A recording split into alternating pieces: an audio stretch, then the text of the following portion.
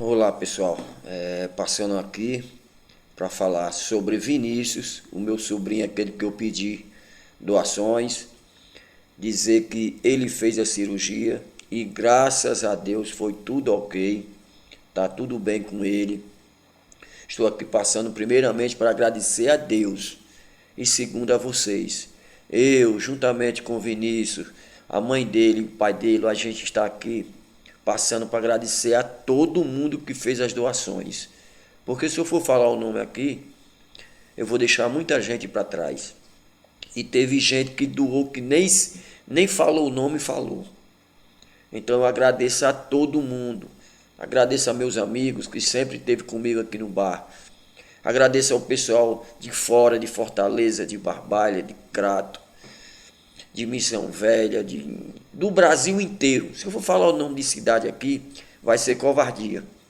Muito, o meu conhecimento, todo mundo sabe que é muito grande e todo mundo nos ajudou.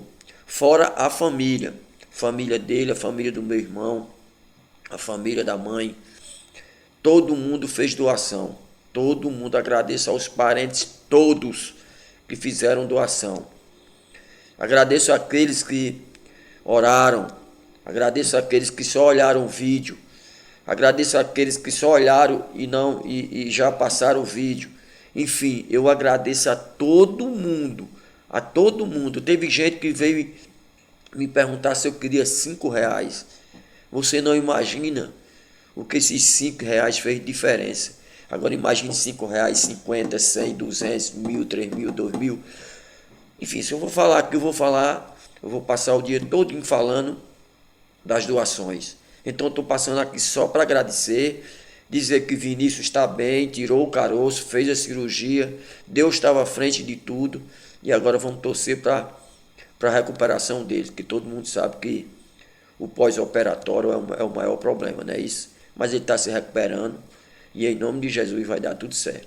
Então desde já um abraço a todos e mais uma vez muito, muito, muito obrigado a todo mundo que fez as doações.